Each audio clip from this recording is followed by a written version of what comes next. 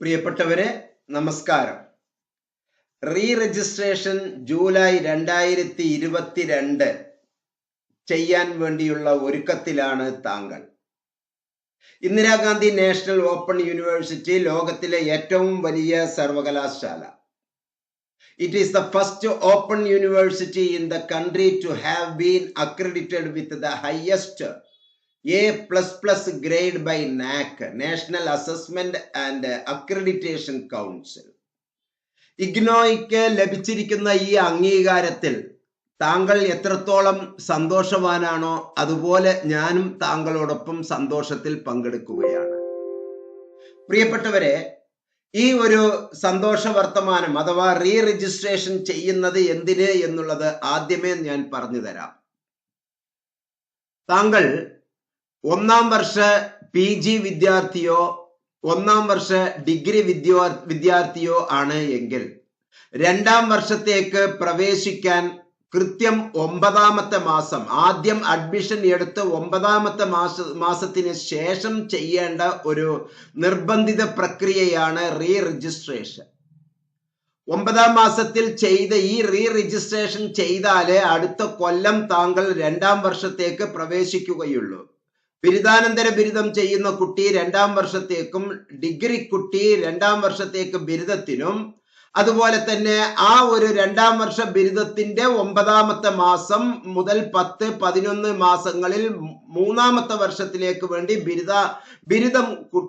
ബിരുദം പഠിക്കുന്ന കുട്ടികൾ ഓട്ടോമാറ്റിക്കലി അവർ അഡ്മിഷൻ എടുക്കേണ്ടതാണ്. സ്വയമേ ഓട്ടോമാറ്റിക്കലി അവർക്ക് സീറ്റ് അവിടെ ലഭിക്കില്ല. നമ്മൾ റീ രജിസ്ട്രേഷൻ നടത്തിയാൽ മാത്രമേ അടുത്ത വർഷത്തിലേക്ക് നമുക്ക് പ്രവേശിക്കാൻ കഴിയുകയുള്ളൂ. ഇപ്പോൾ അടിമുടി മാറ്റങ്ങൾക്ക് വിധേയമായി ഇഗ്നോ ഈ റീ രജിസ്ട്രേഷൻ പാറ്റേൺ മാറ്റിയിരിക്കുന്ന ഈ സന്ദർഭത്തിൽ ഹെൽപ്പ് ഡെസ്കിന്റെ സേവനം താങ്കൾക്ക് സുതാര്യമായി ലഭ്യമാക്കുകയാണ്.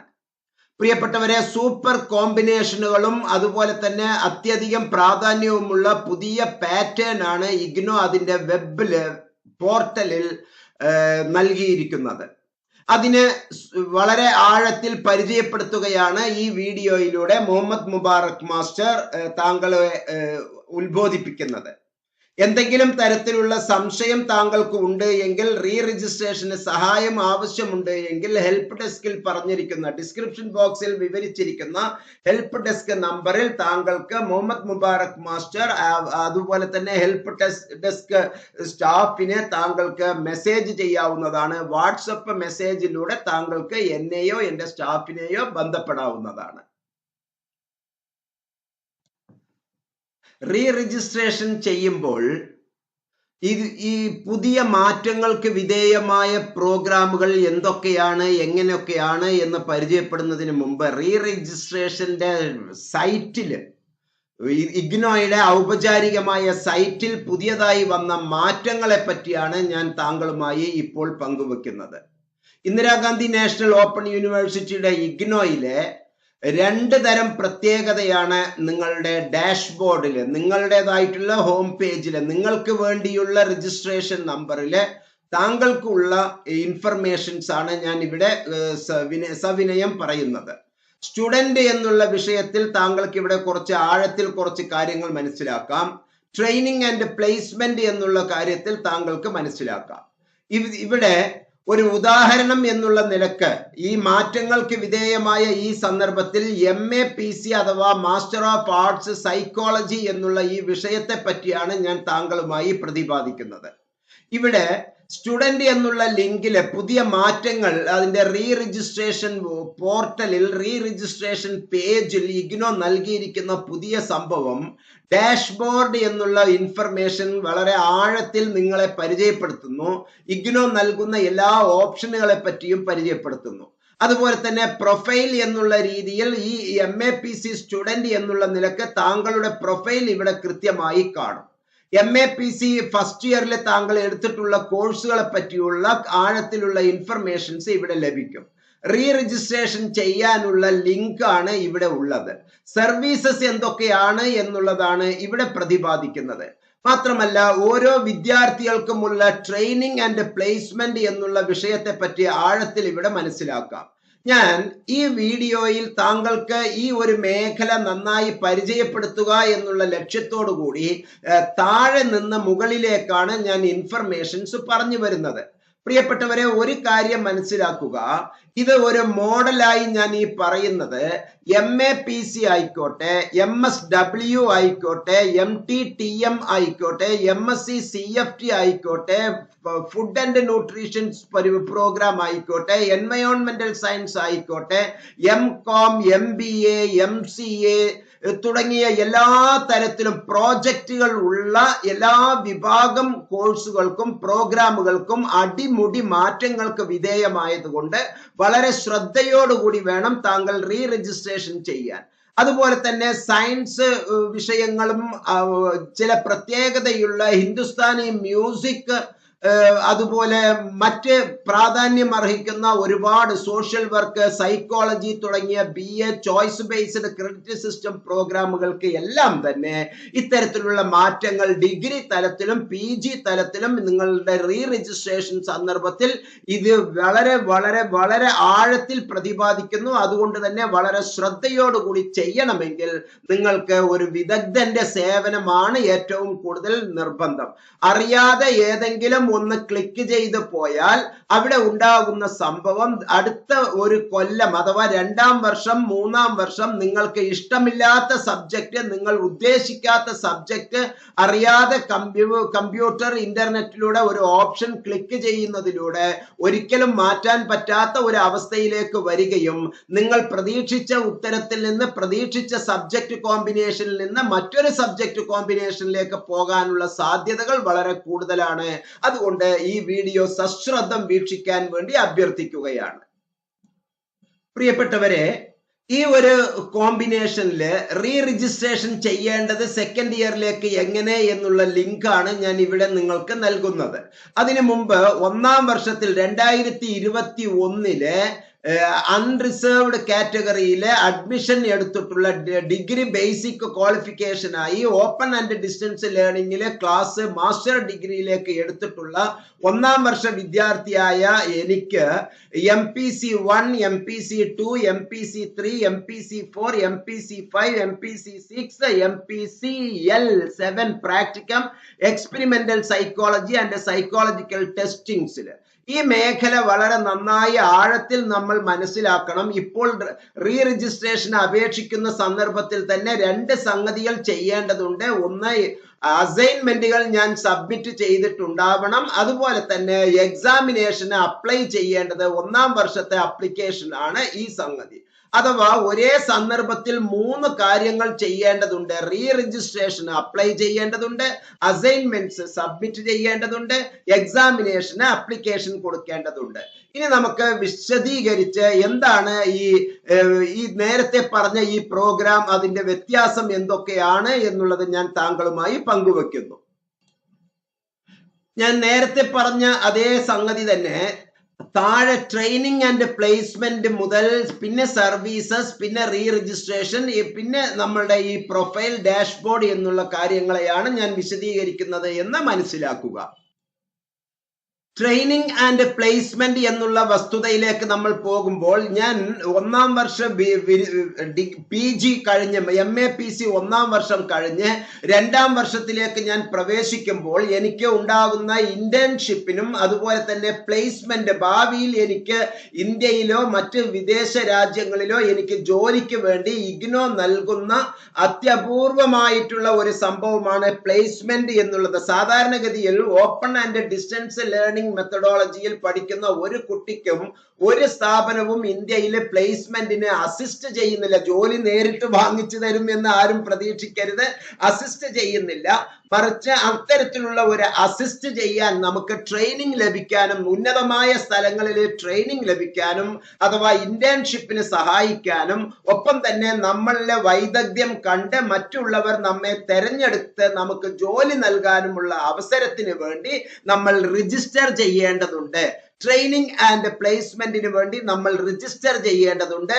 അവൈലബിൾ സെഷൻസ്, ഏതൊക്കെയാണ് സെഷനുകളിൽ നമുക്ക് ട്രെയിനിങ് ഉള്ളത് എന്ന് മനസ്സിലാക്കുക.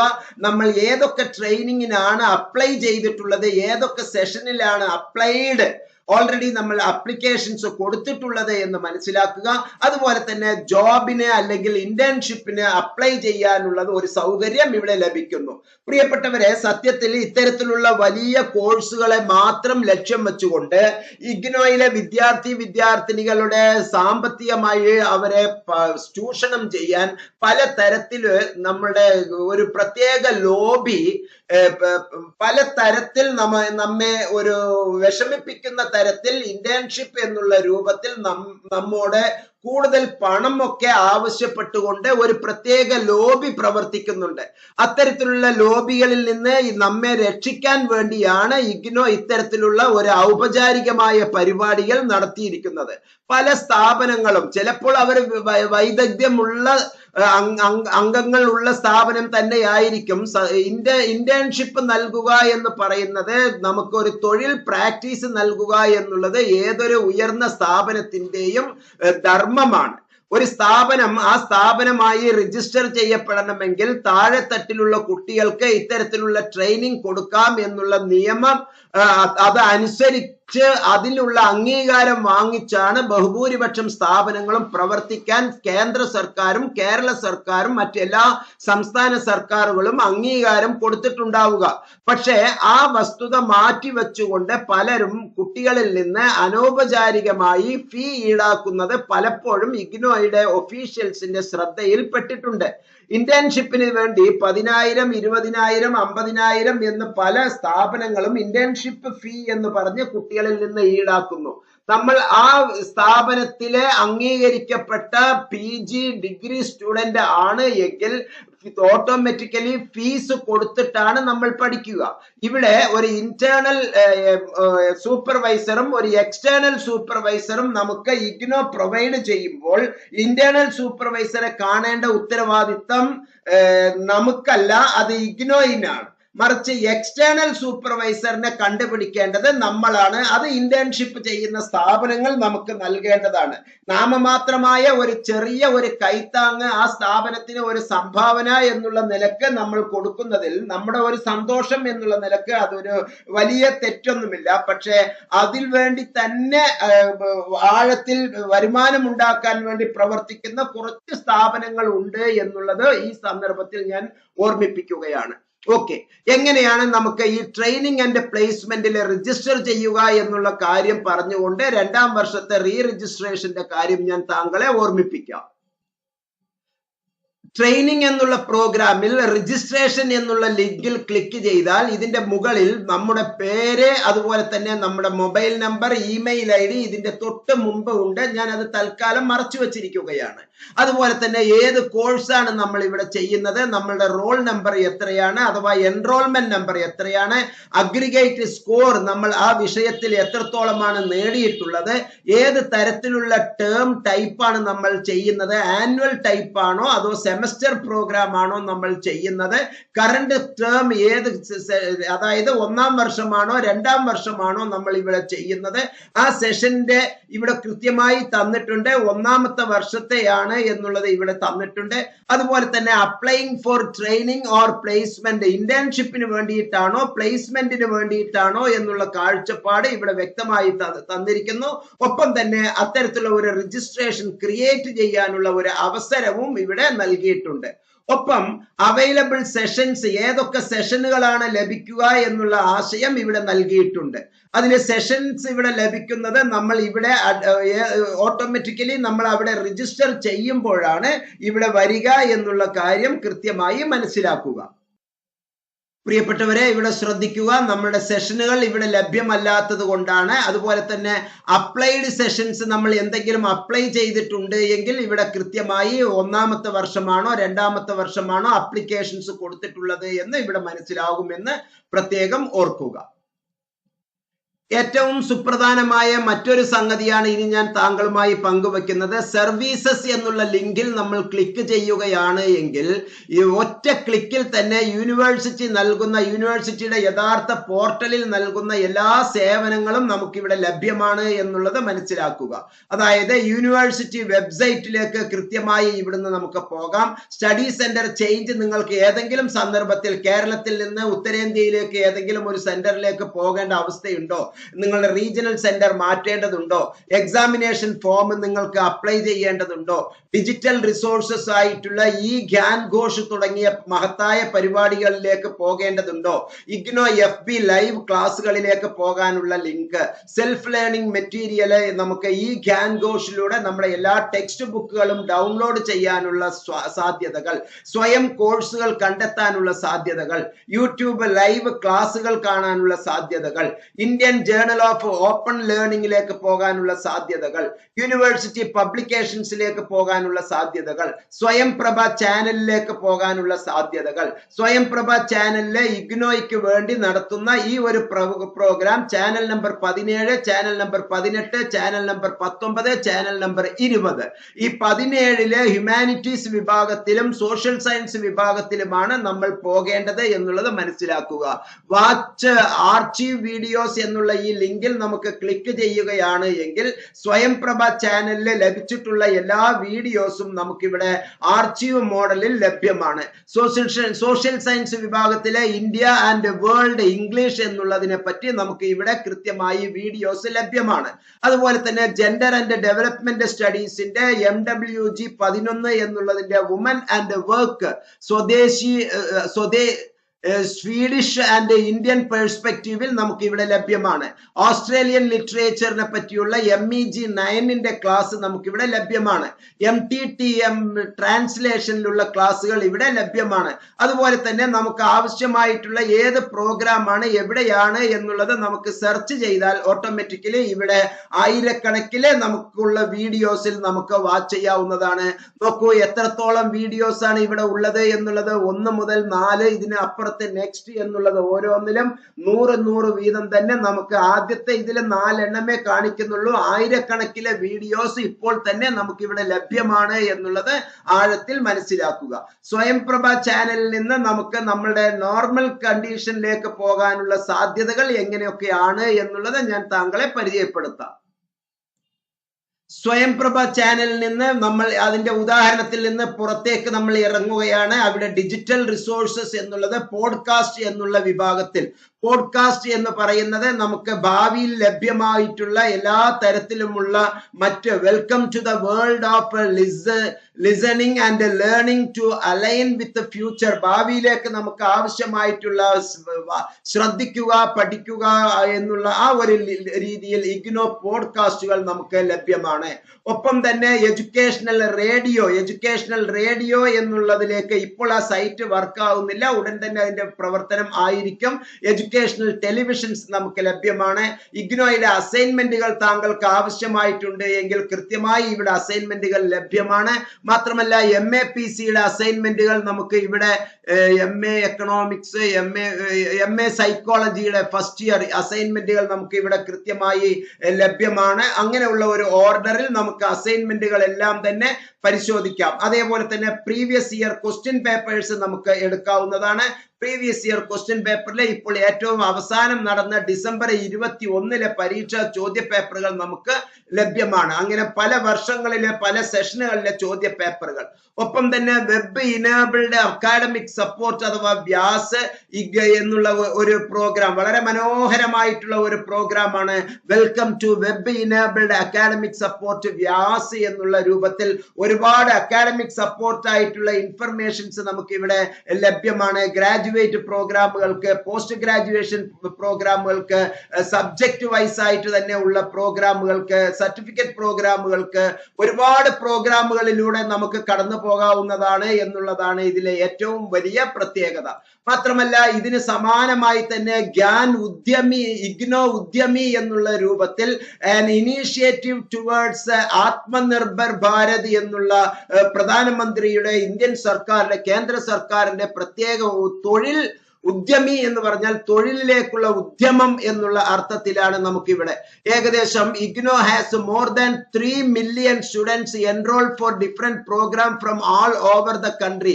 ഈ 3 മില്യൺ, ഏകദേശം 30 ലക്ഷത്തോളം വിദ്യാർത്ഥിനികൾക്ക് തൊഴിൽപരമായ സാങ്കേതിക സഹായം നൽകുക എന്നുള്ള അർത്ഥത്തിൽ the nation centre for innovation in distance education NCIDE എന്ന് പറയുന്ന ഈ ഒരു മഹത്തായ പരിപാടിയിലൂടെ recognise IGNOU student entrepreneur rise എന്നുള്ള തരത്തിലേക്ക് നമുക്ക് ഇഗ്നോ ഉദ്യമി കടന്നു ചെല്ലുന്നു. ആ ഉദ്യമിയെ പറ്റി വളരെ കൂടുതൽ നമ്മൾ മനസ്സിലാക്കാം. അതുപോലെ തന്നെ നിവൃത്തി എന്നുള്ള ഒരു രൂപത്തിൽ idea bank at IGNOU, Vyas, IGNOU alumni, NCIDE, IGNOU എന്നുള്ള പല ലിങ്കുകൾ, യൂസ്ഫുൾ ലിങ്കുകൾ നമുക്കിവിടെ ലഭ്യമാണ് എന്ന് മനസ്സിലാക്കുക. ഇതുവരെ കേൾക്കാത്ത, ഇതുവരെ കാണാത്ത, ഇതുവരെ മനസ്സിലാക്കാത്ത ഒരുപാട് സംഗതികൾ നമുക്ക് ഇതിലൂടെ ലഭ്യമാകുന്നു എന്നുള്ളത് വളരെ ആഴത്തിൽ നമ്മൾ മനസ്സിലാക്കിയിരിക്കേണ്ടതാണ്. ഇനി നമുക്ക് റീ രജിസ്ട്രേഷന്റെ ഘട്ടത്തിലേക്ക് പോകാം. റീ രജിസ്ട്രേഷൻ എന്നുള്ള ലിങ്കിലേക്ക് പോകാവുന്നതാണ്. റീ രജിസ്ട്രേഷൻ നമ്മൾ ചെയ്യുമ്പോൾ ഇവിടെ MAPC master of arts psychologic re registration ചെയ്യാനുള്ള ലിങ്ക് വളരെ ആഴത്തിൽ മനസ്സിലാക്കുക. കൂടുതൽ നിങ്ങൾക്ക് അറിയണമെങ്കിൽ അതിൽ ജനറൽ ഇൻസ്ട്രക്ഷൻസ് ഉണ്ട്, ഫ്രീക്വന്റ്ലി ആസ്ക്ഡ് ക്വസ്റ്റ്യൻസ് ഉണ്ട്, യൂസർ മാനുവൽ ഇവിടെ ഉണ്ട്. അതുപോലെ തന്നെ റീ രജിസ്ട്രേഷൻ ഹിസ്റ്ററി നമുക്ക് ഇവിടെ ലഭ്യമാണ്. ഇതിനു മുമ്പ് നിങ്ങൾ റീ രജിസ്ട്രേഷൻ ചെയ്തിട്ടില്ലാത്തത് കൊണ്ട് ഇവിടെ നിൽ എന്നുള്ളതായിരിക്കും ഉണ്ടാവുക. നമുക്ക് റീ രജിസ്ട്രേഷൻ ചെയ്യാനുള്ള സംഗതിയിലേക്ക് പോകാം. റീ രജിസ്ട്രേഷൻ നമ്മൾ ചെയ്യുമ്പോൾ സ്വാഭാവികമായും നമുക്ക് ഉണ്ടാകുന്ന പ്രത്യേകതകൾ എന്തൊക്കെയാണ് എന്ന് മനസ്സിലാക്കുക. റീ രജിസ്ട്രേഷൻ ഏറ്റവും നല്ല ഒരു സാധ്യതയാണ് നമ്മളുടെ മുമ്പിൽ വെക്കുന്നത്.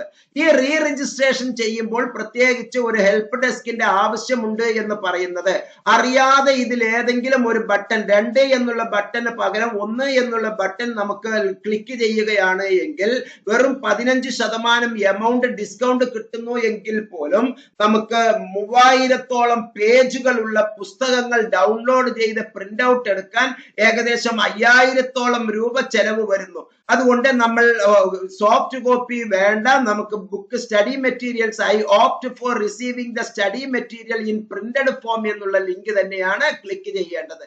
സ്വാഭാവികമായും നമ്മൾ ഇതിലെ 2ാം വർഷത്തിലേക്ക് കോഴ്സ് സെലക്ട് ചെയ്യുമ്പോൾ ആ കോഴ്സുകൾ സെലക്ട് ചെയ്യുന്നത് വളരെ ആഴത്തിൽ നന്നായി മനസ്സിലാക്കുക.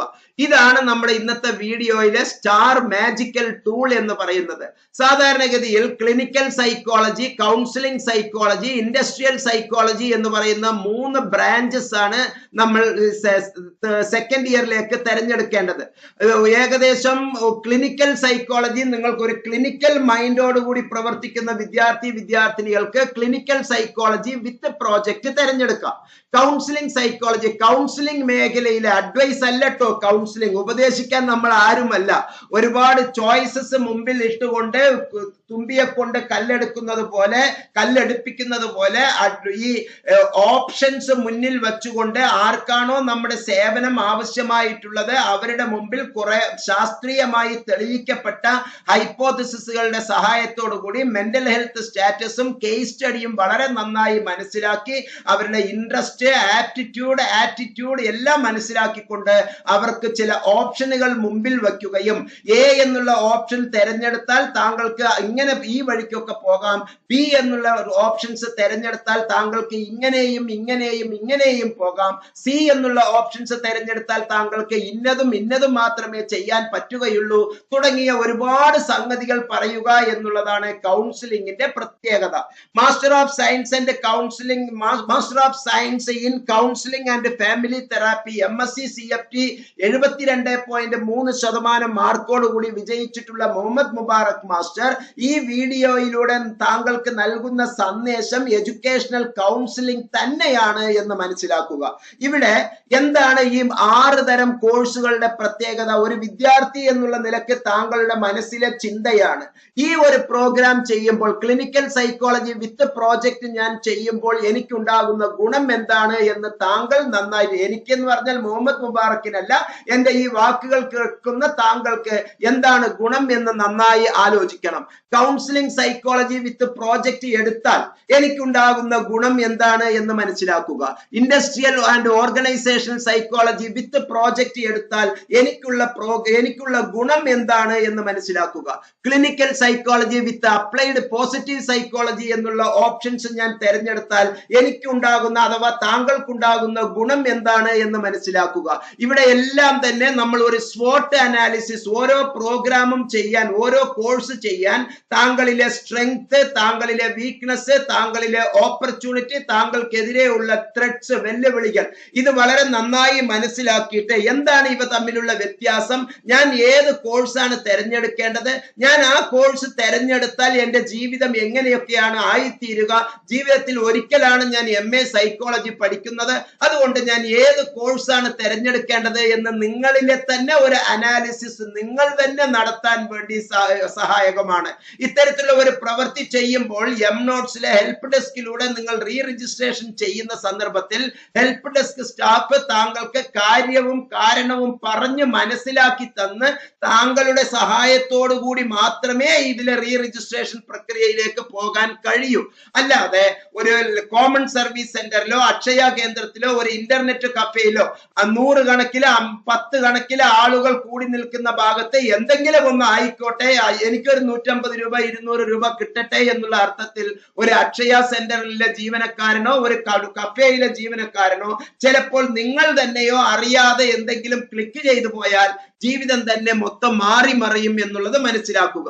ഇനി ക്ലിനിക്കൽ സൈക്കോളജി വിത്ത് പ്രോജക്റ്റ് എടുത്താലുള്ള ഗുണമാണ് ഞാൻ പറയുന്നത്. ഇവിടെ MPCE 11, 12, 13, 14, 15, 16 എന്നുള്ള ഈ കോഴ്സുകളിൽ പ്രത്യേകം ശ്രദ്ധിക്കുക. 11 മുതൽ 15 വരെ ഉള്ള കോഴ്സ് എല്ലാവർക്കും തുല്യമാണ്. ഇവിടെ ക്ലിനിക്കൽ സൈക്കോളജി എന്നുള്ളത് എടുക്കുന്നത് കൊണ്ട് ആദ്യത്തെ അക്കം 111 എന്നുള്ളത് ഇവിടെ ഉണ്ടാവും. എല്ലാവർക്കും കോമൺ ആയി ഈ ഏറ്റവും അവസാനത്തെ അക്കം 1 മുതൽ 5 വരെ ഉള്ള അക്കങ്ങൾ ഉണ്ടാവും.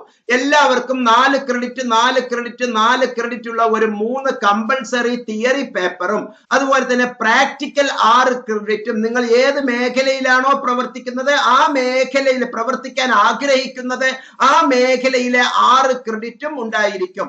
ഒപ്പം തന്നെ ഈ പറയുന്ന എല്ലാ കോഴ്സുകൾക്കും ഈ 6 കോമ്പിനേഷനിലും എല്ലാറ്റിനും ഫീൽഡ് വർക്ക് വിത്ത് ഇന്റേൺഷിപ്പ് 8 ക്രെഡിറ്റിന്റെ ഉണ്ടാവും. ഇവിടെ കാതലായ ഒരു പ്രശ്നം, തമിഴിലെ കാതലല്ല, താങ്കൾക്ക് പ്രധാനമായ തിമറ്റിക് ഇൻഫർമേഷൻ എന്ന് പറയുന്നത് ഈ പ്രോജക്റ്റ് 6 ക്രെഡിറ്റ് ഞാൻ എടുക്കണോ, പ്രോജക്റ്റ് 6 ക്രെഡിറ്റ് എടുക്കാതിരിക്കണോ എന്നുള്ളതാണ്.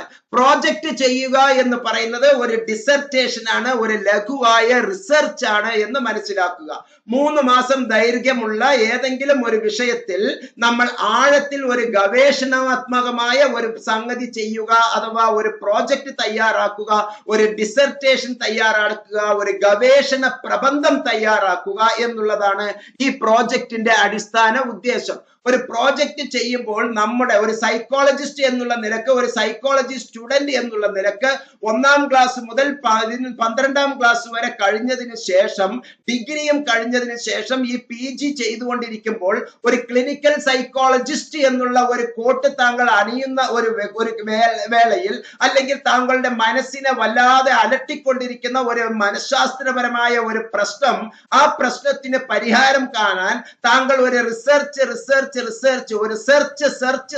നടത്തുകയും അങ്ങനെ ആ ഒരു അന്വേഷണത്തിന് സ്റ്റാറ്റിസ്റ്റിക്സിന്റെ സഹായത്തോടു കൂടി ചില ക്വസ്റ്റ്യനെയർ വെച്ചുകൊണ്ട്, സ്വീകൃത തത്വങ്ങൾ വെച്ചുകൊണ്ട്, അടിസ്ഥാന പ്രമാണങ്ങളുടെ വെളിച്ചത്തിൽ ഗവേഷണാത്മകമായ ഒരു സംഗതി താങ്കൾ ഫീൽഡിൽ ചെന്ന് സൂപ്പർവൈസറുടെയും അംഗീകാരത്തോടു കൂടി താങ്കൾ റിസർച്ച് ചെയ്യുകയാണ്.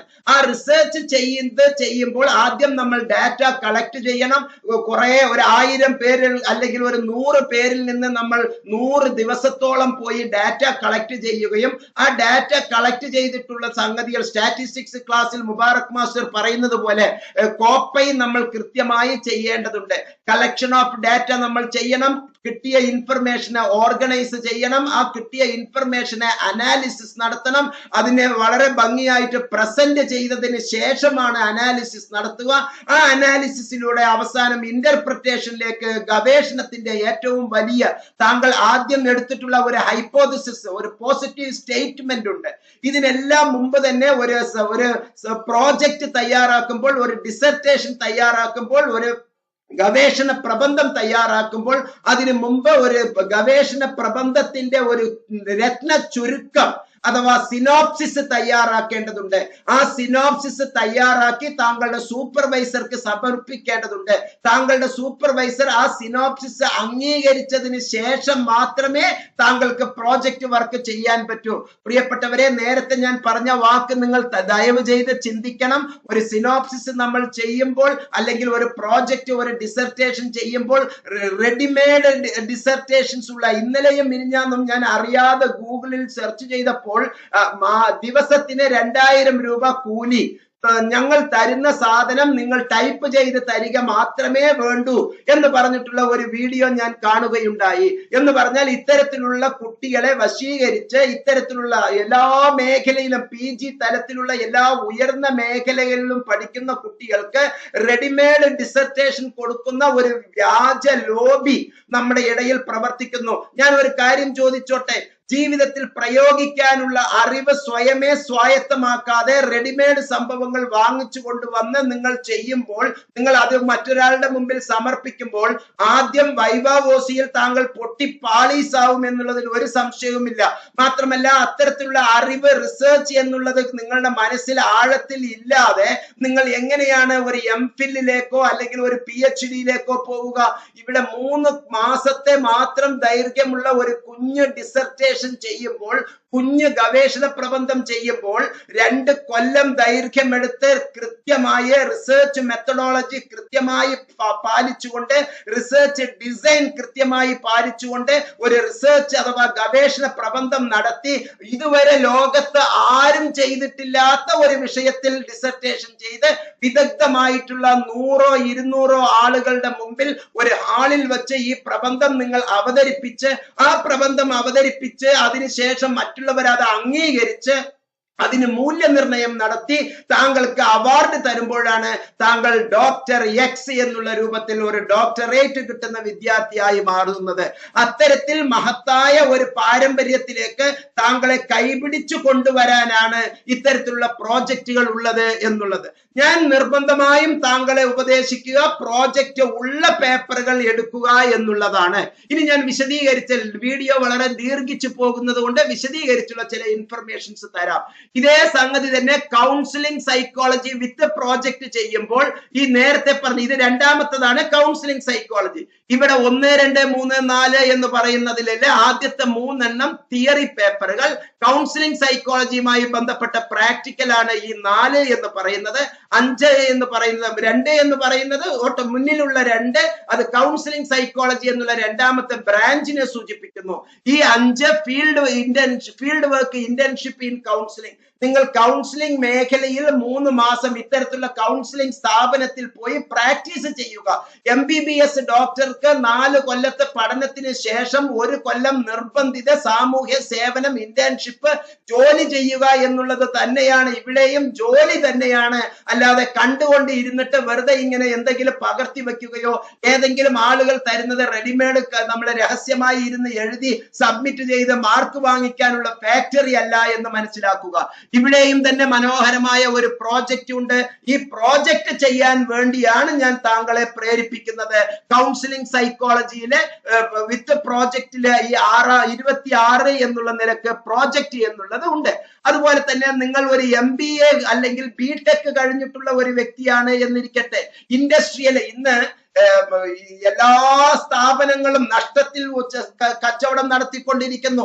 മല്യ മുതൽ യൂസുഫ് അലി സാഹിബ് വരെ, അതുപോലെ തന്നെ ഒരു ചെറിയ ഒരു മുറുക്കാൻ കട മുതൽ ഇന്റർനാഷണൽ ലെവലിലുള്ള ആമസോൺ, ഫ്ലിപ്കാർട്ട് വരെ ഉള്ള പുതിയ പുതിയ സാങ്കേതിക വിദ്യ ഉപയോഗിച്ചുകൊണ്ടുള്ള കച്ചവട രൂപത്തിൽ അതിന്റെ ഇൻഡസ്ട്രിയൽ മേഖലയിൽ അല്ലെങ്കിൽ ഓർഗനൈസേഷൻ മേഖലയിൽ ഉണ്ടാകുന്ന ഡിസോർഡേഴ്സ് ആഴത്തിൽ മനസ്സിലാക്കി അതിലേക്കുള്ള അപ്ലിക്കേഷൻസ് നടത്താനുള്ള ഒരു വലിയ സംഭവമാണ് ഇൻഡസ്ട്രിയൽ ആൻഡ് ഓർഗനൈസേഷണൽ സൈക്കോളജി എന്ന് മനസ്സിലാക്കുക.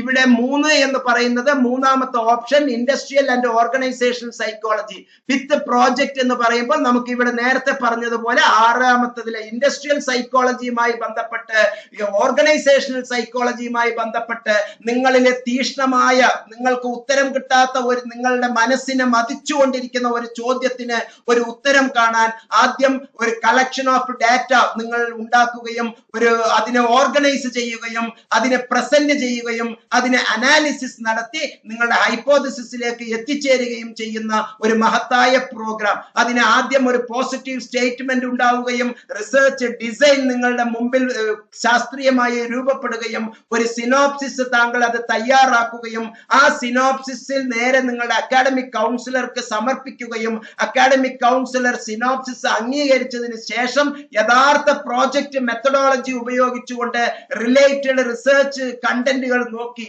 അതുമായി ബന്ധപ്പെട്ടിട്ടുള്ള മറ്റ് റിസർച്ച് കണ്ടന്റുകളുടെ സഹായത്തോടു കൂടി താങ്കൾക്ക് സൂപ്പർവൈസറുടെ നിരന്തര ദിവസേന ഉള്ള സമ്പർക്കത്തിലൂടെ താങ്കൾക്ക് വലിയ ഒരു പ്രോജക്റ്റ്, ഒരു ഡിസർട്ടേഷൻ, ഒരു ഗവേഷണത്തിലേക്ക് പോകാം. ആ ഒരു ഗുണം ഇവിടെ ഉണ്ട് എന്ന് മനസ്സിലാക്കുക. എന്നാൽ മറ്റൊരു തരത്തിലുള്ള ഒരു സംഗതിയാണ് വിത്ത് അപ്ലൈഡ് പോസിറ്റീവ് സൈക്കോളജി. ഞാൻ പ്രത്യേകിച്ച് ശ്രദ്ധിക്കുക, ക്ലിനിക്കൽ സൈക്കോളജി എന്നുള്ള വിഭാഗത്തിൽ with applied positive psychology, counselling psychology with applied psychology, industrial and organisation psychology with applied positive psychology. ഞാൻ ക്ലിനിക്കൽ സൈക്കോളജിയിൽ ക്ലിക്ക് ചെയ്യുന്നു. ഓർക്കുക, ഇവിടെ 16, 26, 36 എന്നുള്ള പ്രോജക്റ്റുകൾക്ക് പകരം ഇവിടെ ഒരു പേപ്പർ നമുക്ക് നൽകിയിരിക്കുകയാണ്. 16, 26, 36 എന്നുള്ളതിന്റെ സ്ഥാനത്ത് 46 എന്ന് പറയുന്ന 6 ക്രെഡിറ്റിനുള്ള അപ്ലൈഡ് പോസിറ്റീവ് സൈക്കോളജി എന്നുള്ള ഒരു പേപ്പർ മാത്രമാണ് താങ്കൾ പഠിക്കുന്നത്. ഒരു തിയറി പേപ്പർ മാത്രമാണ് ഉള്ളത്. നിങ്ങൾ മടിയനാണ് എങ്കിൽ നിങ്ങൾ ഇത് ചെയ്യാം. താങ്കൾക്ക് വളരെ ലഘുവായി ഒരു PG ആണ് വേണ്ടത്, മറ്റുള്ളവരുടെ മുമ്പിൽ എനിക്കും ഒരു MA സൈക്കോളജിസ്റ്റ് ആണ് ഞാൻ എന്നുള്ള അർത്ഥത്തിലാണ് താങ്കൾക്കെങ്കിൽ താങ്കൾക്ക് ഇത് ചെയ്യാം. 1000 വട്ടം ആണയിട്ട് താങ്കളിലെ ഒരു യഥാർത്ഥ സൈക്കോളജിസ്റ്റ്, താങ്കളിലെ ഒരു യഥാർത്ഥ കൗൺസിലർ, താങ്കളിലെ ഒരു മനോഹരമായ ഒരു ബിസിനസ് അഡ്മിനിസ്ട്രേറ്റീവ് താങ്കളിൽ ഉറങ്ങിക്കിടക്കുന്നുണ്ട് എങ്കിൽ താങ്കൾ നല്ല മനോഹരമായ ഒരു ഓർഗനൈസേഷൻ സെറ്റപ്പിലെ, ഇൻഡസ്ട്രിയൽ സെറ്റപ്പിലെ ടോപ്പ് മോസ്റ്റ് CEO അല്ലെങ്കിൽ ആ ലെവലിലേക്ക് ഉയരുന്ന ഒരു ഉദ്യോഗസ്ഥനാണ് എങ്കിൽ തീർച്ചയായും താങ്കൾ അടി മുതൽ അതിന്റെ മുടി വരെ, താഴെത്തട്ട് മുതൽ പാദം മുതൽ തല വരെ എല്ലാ മേഖലകളും മനസ്സിലാക്കുന്ന ഒരു വലിയ പ്രോജക്റ്റിലേക്കാണ് താങ്കൾ പോകേണ്ടത്. കേവലം ഒരു അപ്ലൈഡ് പോസിറ്റീവ് സൈക്കോളജി, ഇത് നല്ല മനോഹരമായ ഒരു പ്രോഗ്രാം തന്നെയാണ്. അപ്ലൈഡ് പോസിറ്റീവ് സൈക്കോളജി ഒരു ന്യൂ ബ്രാഞ്ചാണ്. അത് ഏതെല്ലാം മേഖലയിൽ അപ്ലൈ ചെയ്യണം എന്നുള്ളതിന്റെ വിശദീകരണമാണ് ഈ അപ്ലൈഡ് പോസിറ്റീവ് സൈക്കോളജിയുടെ 6 ക്രെഡിറ്റിനുള്ള തിയറി പേപ്പർ. ഈ തിയറി പേപ്പർ താങ്കൾക്ക് സ്വായത്തമാക്കാം. നേരത്തെ പറഞ്ഞ 11, 12, 13, 14, 15, 46 എന്നുള്ള ഒരു തിയറി പേപ്പർ. അതുപോലെ തന്നെ കൗൺസിലിംഗ് സൈക്കോളജി താങ്കൾ എടുക്കുകയാണ് എങ്കിൽ 21, 22, 23, 24, 25 എന്ന് നേരത്തെ പറഞ്ഞ അതേ പേപ്പറുകളോടൊപ്പം അപ്ലൈഡ് പോസിറ്റീവ് സൈക്കോളജി എന്ന് പറയുന്ന ഒരു പേപ്പർ താങ്കൾക്ക് ഇവിടെയും എടുക്കാം. ഈ 3 ബ്രാഞ്ചിലും ഉള്ളവർ പഠിക്കുന്ന ഒരേ കോമൺ സബ്ജക്റ്റ് ആണ്, ഒരു ന്യൂ ജനറേഷൻ കോഴ്സ് ആണ് എന്നുള്ളത് മനസ്സിലാക്കുക. ഇതിലും വലിയ ഒരു പ്രത്യേകതയുണ്ട് കേട്ടോ. മറ്റൊരു യൂണിവേഴ്സിറ്റിയും നൽകാത്ത ഗംഭീരമായ ഒരു സംഗതി. ഒരു ചെറിയ ലഘുവായ ഒരു PG എനിക്ക് മതി, ഞാൻ ഒരു ചെറിയ തരത്തിൽ ഇരിക്കട്ടെ, അഡ്വാൻസ്ഡ് റിസർച്ച് പ്രോഗ്രാമിലേക്കൊന്നും ഞാൻ പോകുന്നില്ല, ഒരു സൈക്കോളജിസ്റ്റ് ആയിട്ട് ഞാൻ ഇരിക്കട്ടെ, എനിക്ക് റിസർച്ച് ചെയ്യാനുള്ള ഈ പ്രോജക്റ്റ് ചെയ്യാനുള്ള സമയം ഇല്ലാത്തത് കൊണ്ട് ഞാൻ വളരെ കഷ്ടപ്പെട്ട് വളരെ തൊഴിലെടുത്ത് എൻ്റെ കുടുംബത്തെ പോറ്റുമ്പോൾ എനിക്ക് തുടർ പഠനം ആവശ്യമില്ല, ഞാൻ അത്ര വലിയ ആഴത്തിൽ ഇറങ്ങി ചെല്ലുന്നില്ല, എനിക്ക് മനോഹരമായ ഒരു PG മതി എന്ന് ഉദ്ദേശിക്കുന്ന ലക്ഷക്കണക്കിന് കുട്ടികൾക്ക് ഇഗ്നോ നൽകുന്ന മറ്റൊരു കൈത്താങ്ങാണ് ഇത്തരത്തിലുള്ള ഒരു പേപ്പർ എന്നുള്ളത് മനസ്സിലാക്കുക. പ്രോജക്റ്റിന് സമയമില്ലാത്തവർ പ്രോജക്റ്റ് ഒഴിവാക്കി നിങ്ങൾക്ക് ഈ തിയറി പേപ്പർ എടുക്കാവുന്നതാണ്. Industrial and organisational psychology with applied positive psychology എന്നുള്ള ഗ്രൂപ്പ് താങ്കൾ എടുക്കുമ്പോൾ ഇവിടെ ശ്രദ്ധിച്ചോളൂ, 46 എന്നുള്ള ആ 6 ക്രെഡിറ്റിനുള്ള അപ്ലൈഡ് പോസിറ്റീവ് സൈക്കോളജി എന്നുള്ള പേപ്പറാണ് താങ്കൾക്ക് ഉള്ളത്.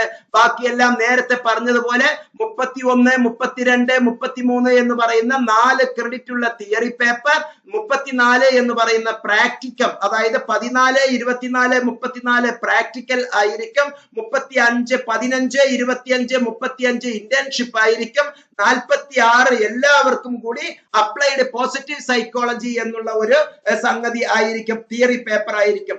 ആഴത്തിൽ ഇത് മനസ്സിലാക്കി സബ്മിറ്റ് ബട്ടൺ കൊടുത്ത് നമുക്ക് റീ രജിസ്ട്രേഷൻ നൽകാവുന്നതാണ്, ചെയ്യാവുന്നതാണ്. പ്രിയപ്പെട്ടവരെ, എന്റെ വീഡിയോ വളരെ ദൈർഘ്യമേറിയതായി പോയി എന്നുള്ളത് നിങ്ങൾക്ക് മനസ്സിലാക്കാം. ഇതിനേക്കാൾ ചുരുക്കി ഇത് പറയുകയാണെങ്കിൽ അതൊരു കോമഡി ഷോ മാത്രമായിരിക്കും.